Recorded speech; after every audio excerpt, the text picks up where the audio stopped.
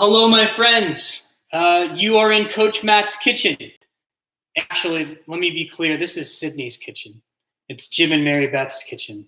I just have the good fortune of being able to utilize it. So I want to show you what I got going on in here from all standpoints. You know, we can talk about nutrition all day. I've done several videos on just nutrition and what to eat. But I think one of the biggest things that can make a difference is having savvy in the kitchen. And I am not savvy in the kitchen at all. I make myself cook just because I want to eat healthier, and I have access to this.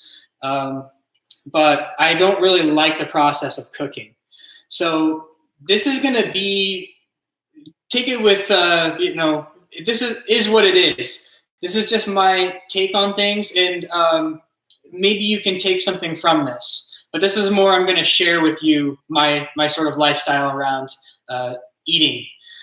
And let me also let me give some grace to the fact that I know a lot of people do not have access to these sorts of things. They don't have access to even fresh and healthy foods, and they might not have a kitchen that has all of these amenities, because it's, it comes at a cost, and both in terms of time and money. And I don't want to come across, I just want to recognize this. And I want you to understand that, I'm fighting in other ways against wealth inequality. And that really has a big part of this. So I just don't want to come across as pretentious. And I want to recognize that I'm coming from a place of privilege here. And, but at the same time, I'm not going to, I want to take full advantage of it because I want to do what I can to minimize my impact and to benefit my community. That's my intention, at least. And, the other thing is, I feel really blessed because I feel like we got a really good thing going right here. We have all the tools that we need to have good nutrition. And this was a long time coming, though, for me, and it comes with some sacrifices. So let me just tell you that before we start. Okay, so now, all right, what do we got going on here? So this is a very beautiful kitchen space that Sydney designed this space. And I'm not going to show you 360, but you can kind of see from here. We got the fridge over here, sink over here, dishwasher. So you can see we have the kind of cup area up there for storage. On this island that you can kind of see here, I got the stove, nice big countertop. And I guess first, let me just show you what we have in terms of just the gear and I cook really simple meals.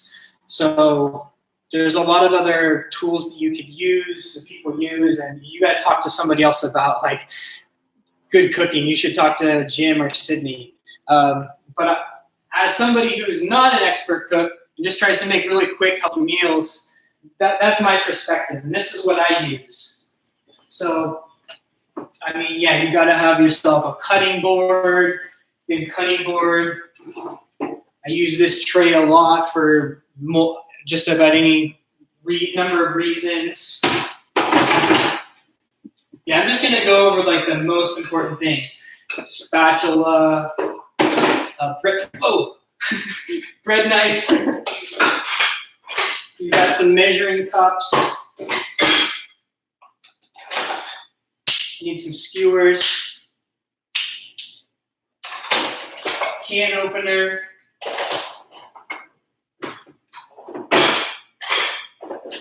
Wine and beer opener, got that. Measuring cup.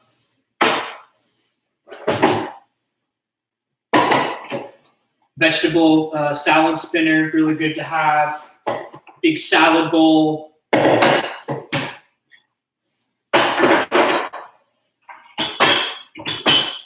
yourself a crock pot. Can't go wrong with the crock pot. Nice and, because I'm looking at simplicity Like, I just don't have time to spend in the kitchen. Like, I want max nutrition, but I want minimal time that I have to spend in the kitchen. And the other thing, if you can cook at home, like the cost savings, I've done the calculations on this, and it's literally like 5 times cheaper for the most part if you can prioritize, like a home cooked meal is usually like 5 times cheaper. Gotta have a ladle, salt, olive oil dispenser. You know, if you got a couple of these good cooking plates, I use a lot of these big bowls. We got one of these coffee makers that is just what do they call it? It's a French press. That's, you boil it in there, and then you've got this thing right here. This is really, oh man, delicious coffee.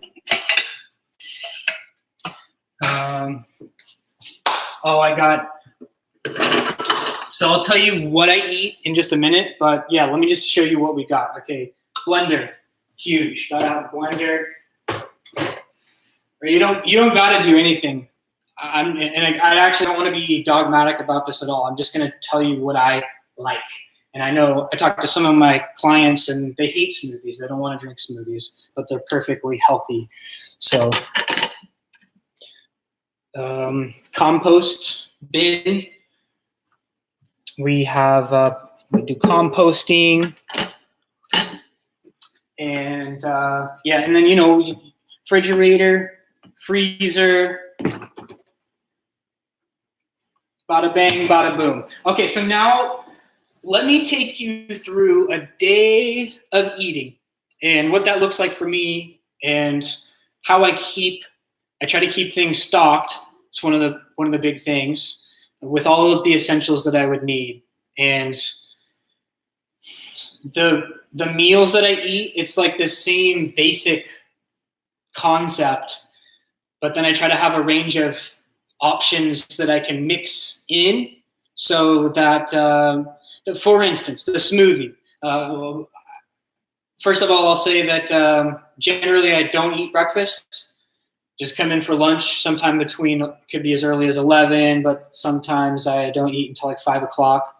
And first thing I do when I come home, because I'm usually starving at that point, is I make myself a smoothie. And with the smoothie, I'm always getting a banana in there, which this is one of the non-local things that I eat, but it's just like banana in a smoothie. Like I don't, there's nothing that's even close to as good as that. So I just got to have it. And then berries. These I picked at Fairwinds Farm this year. We tried to get as many as we could, even though these are only going to last us probably until November. And then we have a good Wyman's brand berries local to Maine. So that's not a bad option for us. And then another thing is OJ. I usually just go with OJ in the smoothie. Sometimes I go with milk. We have a good milk option, Oakhurst local milk. Orange juice, obviously, from Florida or whatever. And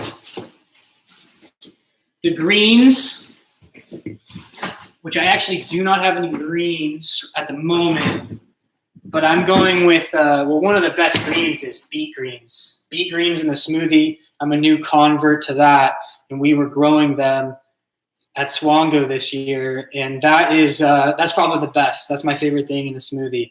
But it can be any kind of green. It can be, now I'm on to kale, which I have some nice tender kales to use. Spinach works.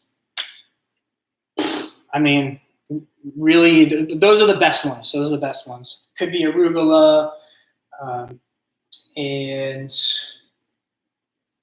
coconut milk. It's a good thing. And the consistency, you're trying to make this very drinkable. So sometimes, and I suck at this. I never get it perfect. Rarely do I get perfectly right. Oftentimes it's like either drinking water, like just straight liquid, or it's like you turn the thing and it's like barely, it's like molasses. So trying to get the consistency right is an art.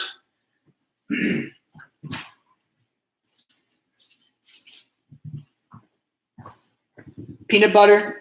I'll either go peanut butter or I'll go nuts. And I always try to get nuts in there.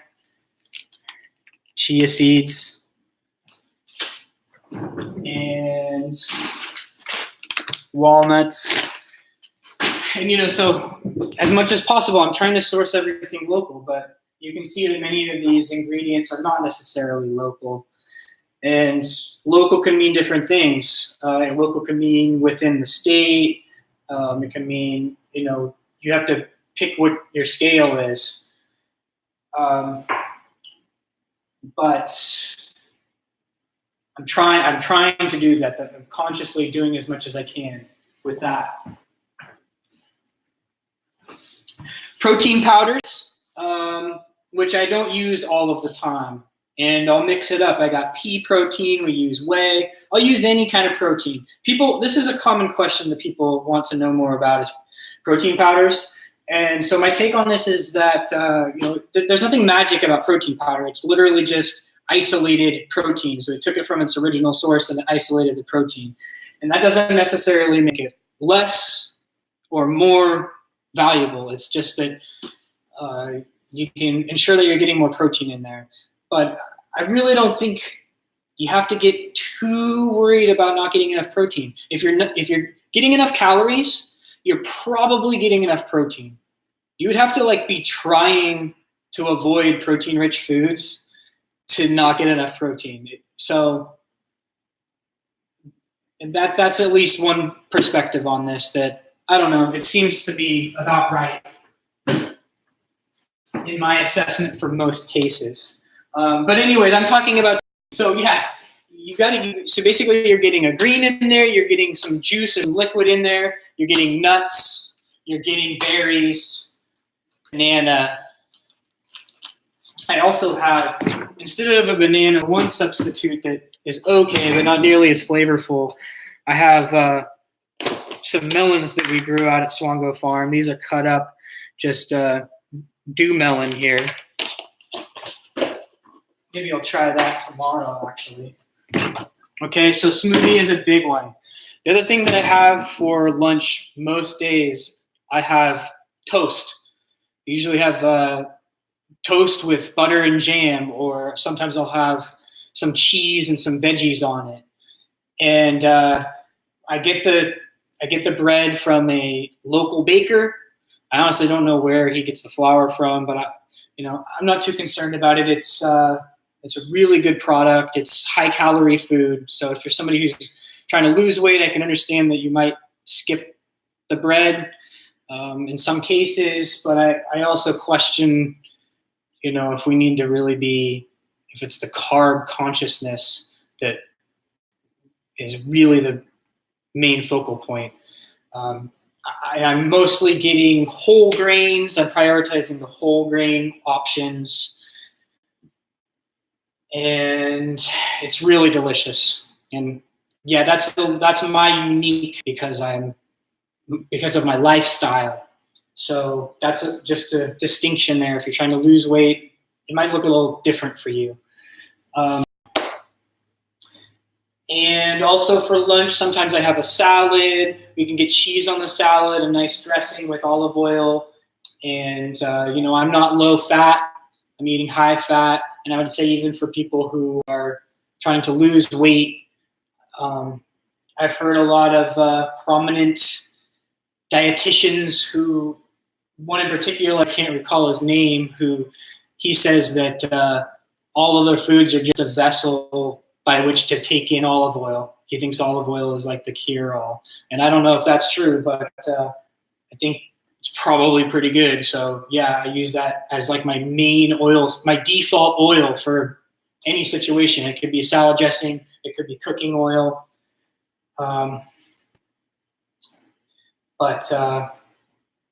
Yeah, I definitely go with the breads.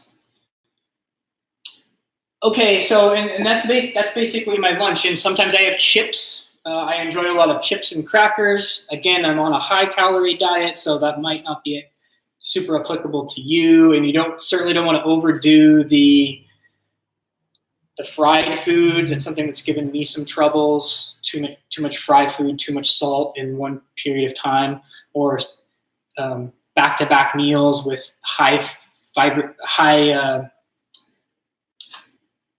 just greasy food, salty food. That can upset my stomach.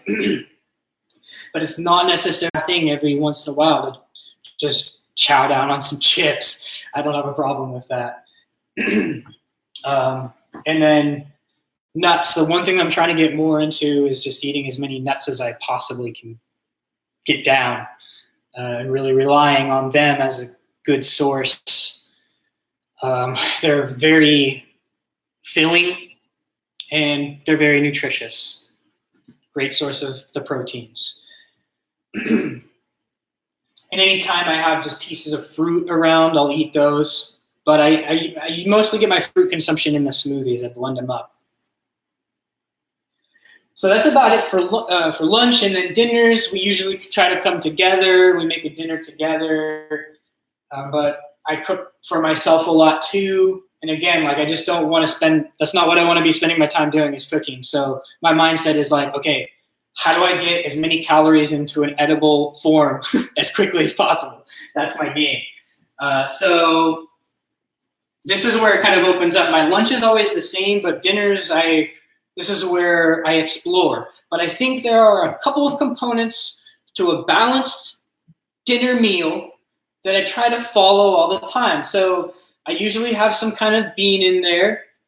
And let me just say, I have themes of food, of meals. So there's Mexican. We either do burritos or burrito bowls, which I know that's kind of just Cali Mex. But that to me is a really easy way to get a nice balanced meal really fast. So, and then we have Indian theme, and then we have a Thai theme, and then we have an Italian theme.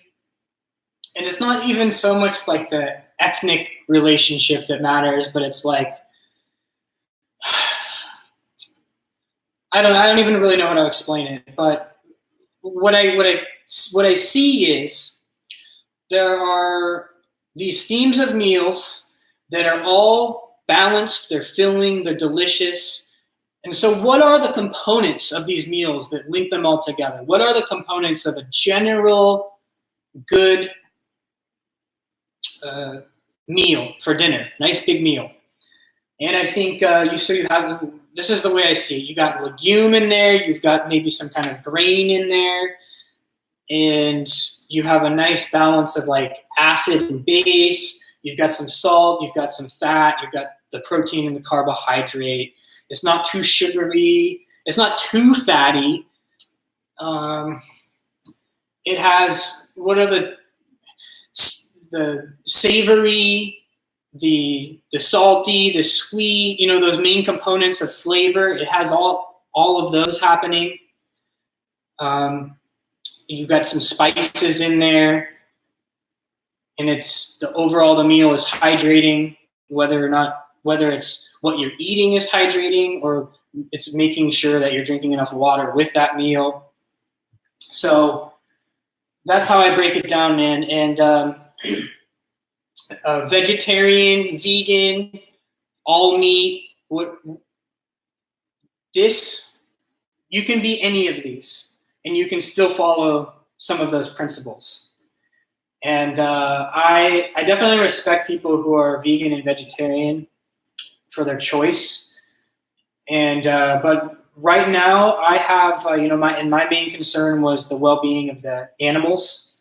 But I'm fortunate enough right now to have the opportunity to be raising some animals every year, and so we get the meats from there. And to have that relationship, I feel a lot better about it. So let's see if I have anything out in my garage. I have the freezer full of meats, and we get a quarter of a cow and a half of a pig, and we've done this for the last few years. And you end up with, it's actually just about perfect for us, and we share a lot of it.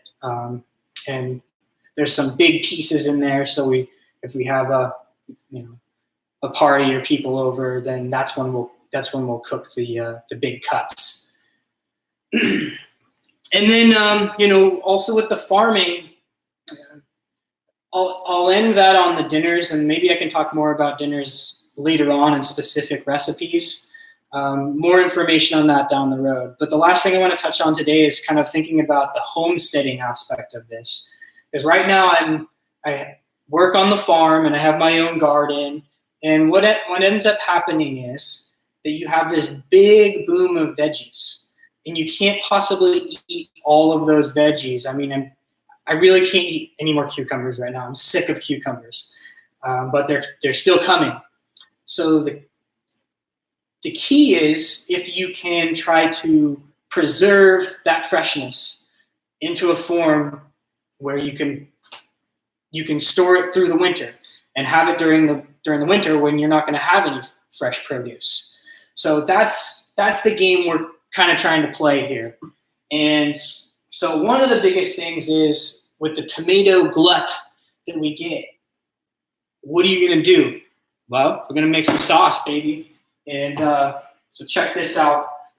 We actually are running with a different recipe that my dad showed us this year, which is actually a lot easier.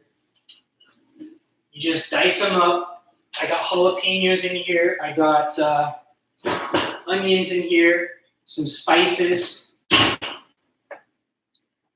See if I can bring this over for you to see. Oh. Okay, hold on. I'm going to tilt you down because I'm going to spill all over myself. Okay. So this is it. And then we'll end up, I don't know, how do we finish this? Sydney's been doing this recipe. I don't know if we blend it up at the end. So at this point in the year, we're always trying to process stuff. It's like literally if you come in our kitchen, we're processing something. And I got these diced tomatoes here. We're going to make a little tomato cucumber salad tonight. I've got, here's another thing. Yeah, so then here's our sauces that we just put in the freezer or we boil them, and these are sealable lids. I have here, which I got to process this now. This is some pesto. Simply basil, olive oil, garlic, and ground up. Put in this cube form, and then you can just take them out, freeze them. They preserve really well.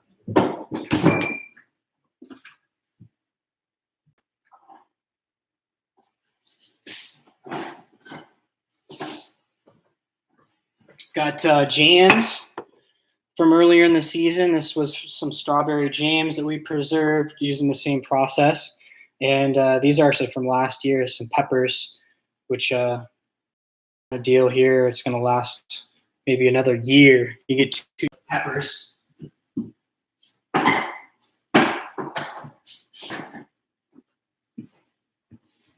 And I could go on here, but I'm going to end it at that for today. And yeah, I hope you enjoyed that. Come over for dinner anytime. Hit me up. So yeah, thank you, Sarah, Abby, Steve, Jennifer, Sean, and Wes for checking in today. Good to see you guys. This has been Coach Matt Live. I'm going to be coming back at you every week on Wednesday, sometime between noon and 5 o'clock. I haven't really nailed down a solid time. I really can't commit to a certain time, but I can guarantee you that every Wednesday you'll be getting something from me. And yeah, keep it real, y'all.